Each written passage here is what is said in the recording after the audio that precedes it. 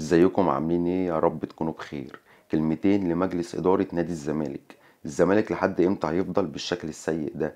الزمالك لحد امتى هيفضل مش قادر يرجع لمكانته الطبيعية ولا ان هو ينافس على البطولات اللي بيشارك فيها؟ لحد امتى هنفضل عايشين في نفس السيناريو اللي بيتكرر معانا كل موسم؟ الزمالك مش قادر يدفع مستحقات للعيبة. الزمالك مش عارف يفك الكيد اللي كل شوية بيتوقف. طب الزمالك مش عارف يجدد للاعيبته اللي عقودهم بتنتهي. طب لحد امتى هنفضل عايشين في نفس السيناريو اللي بيتكرر معانا كل موسم كده؟ طب احنا دلوقتي عندنا صفقات كسر، المفروض نمشيها. طبعا نمشيها واللعيبه دي ما بتاخدش مستحقات. طب ما انتوا لازم تتصرفوا. طب انت محتاج تدعم الفريق في يناير. طب ما انت معكش فلوس ان انت تدعم الفريق بصفقات. طب ما انت لازم تتصرف. ما انتوا مجلس اداره بتعملوا ايه طيب؟ يعني احنا بقالنا 3 سنين على الوضع ده. امتى وضع الزمالك هيتحسن شويه؟ طب انت دلوقتي عاوز تمشي لعيبة. طب حامد حمدان انت مش عارف توفر 20 مليون جنيه عشان تجيبه، ولا معاك 120 ألف دولار تدفعهم لجوميز عشان خاطر تفك القيد اللي انت موقف لك، والخمس فترات كمان، ده غير فرجاني ساسي. طب انت دلوقتي بتفكروا في احمد قندوسي. هو انتوا عارفين تدوا للعيبة اللي عندكم مستحقاتها؟ طب انتوا بتفكروا في صفقات جديدة وانتوا في صفقات عندكم المفروض تمشي بس اللعيبة دي ما بتاخدش فلوسها. فلو مشيت او حتى خرجت اعارة هترفع علينا قواضي، فالقيد يفضل يتوقف عندنا لحد امتى طيب؟ يعني احنا لحد امتى هنفضل عايشين في المأساة اللي احنا عايشين فيها دي؟ امتى الزمالك حاله هينصلح؟ وامتى الزمالك يبقى عنده مجلس ادارة قادر ان هو يحل مشاكله وقادر ان هو يرجعه تاني لمكانته الطبيعية؟ مجلس إدارة نادي الزمالك اللي بيفكر بس في ان هو يقدم شكوى ضد زيزو، يقدم شكوى مش عارف ايه، وترفعه في بيانات وتكتبه في بيانات. طب انتوا دلوقتي بتفكروا ان انتوا تجددوا عقد محمد السيد اللي انتوا مش محتاجينه، بس انتوا عاوزين تجددوا عقده ليه؟ عشان ما يروحش النادي الاهلي. طب ما تجدد عقد احمد حمدي ونبيل عماد دونجا اللي ده اخر موسم ليهم. طب انت عاوز تجدد عقد حسام عبد المجيد اللي لسه باقي في عقده سنة ونص. ليه؟ خوفا من ان هو يمشي ويروح النادي الاهلي. طب ما تجدد عقود لعيبتك اللي بتنتهي اللي معاك في الفريق. لحد امتى هتفضلوا بتفكروا في النادي الاهلي؟ محمد السيد لو مشى هيروح الاهلي، حسام عبد المجيد لو مشى هيروح الاهلي. يا عم ما يروح الاهلي. انت ليه بتوصل للاهلي ان انا بحافظ على اللعيبه خوفا من ان هي تروح عندك؟ المفروض اللعيب اللي يقعد عندك يبقى قاعد عشان خاطر بيحب النادي ده، بيحب الكيان ده. لحد امتى هتفهموا؟ هتفضلوا لحد امتى حاطين دماغكم من دماغ النادي الاهلي؟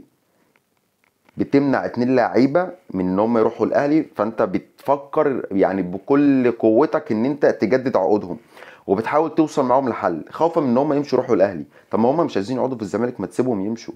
طب ما تجدد عقد دونجا، جدد عقد احمد حمدي، اتصرف في 20 مليون جنيه وهات لنا حامد حمدان اللي عاوز يجي الزمالك. اتصرف في فلوس وهات احمد القندوسي لو انت فعلا دخلت في سكة المفاوضات معاه.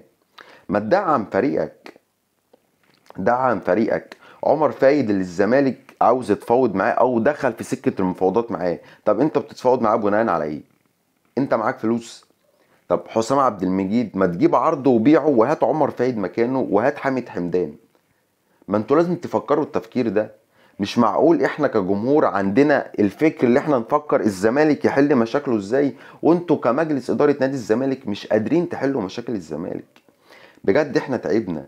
لحد امتى هنفضل عايشين بالشكل ده؟ احنا حياتنا بقت عبارة عن ازمات ومشاكل وديون وصفقات ووقف قيد. طب امتى بقى هنفرح ونكسب كده ماتشات وناخد بطولات ونرجع نشارك في افريقيا اللي بقالنا 3 سنين ولا 4 سنين مش عارفين نشارك فيها؟ لحد امتى يا جماعة هتفضلوا يعني معيشيننا في الجو ده؟ ما انتوا لو مش قد المهمة ما تمشوا. لو انتوا مش قد المهمة ما تمشوا. ممكن تقولوا لي احنا بقالنا 15 يوم في توقف دولي، ممكن تقولوا لي الزمالك عمل ايه؟ دفع فلوس لمين؟ حل ازمة ايه؟ طب الزمالك وصل لاتفاق مع حامد حمدان. طب انتوا هل نفذتوا مع بتروجيت عشان خاطر تجيبوا حامد حمدان؟ طب انتوا بتعملوا ايه؟ لحد امتى بجد؟ الموضوع بقى كبير قوي على الزمالك وعلى جمهوره اللي هو يستحمل.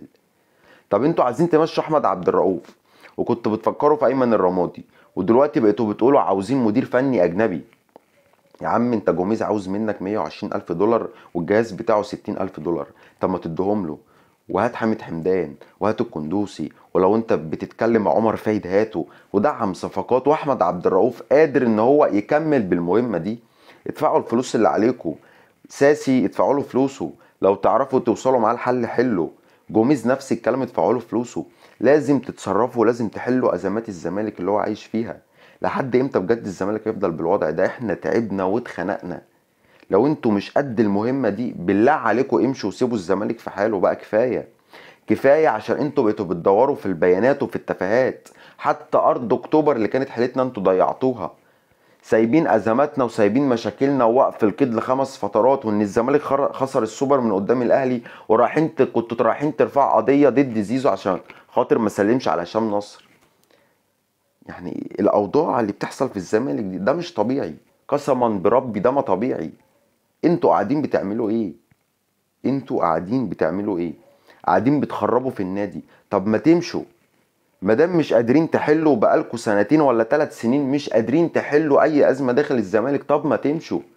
امشوا. في ناس تانية قادرة ان هي ترفع الزمالك لمكانته الطبيعية من جديد.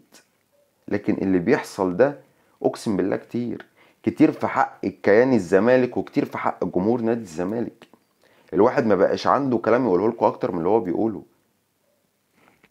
انتوا قاعدين ليه؟ طب حلوا. مستنيين ايه؟ الصفقات اللي موجودة، الصفقات اللي احنا محتاجينها. طب وقف القيد ل5 فترات، 15 يوم في توقف دولي، ما سمعناش عن اي مشكلة الزمالك حلها. طب انتوا قاعدين بتعملوا ايه؟ بجد كده كتير اللي بيحصل داخل نادي الزمالك. السلام عليكم.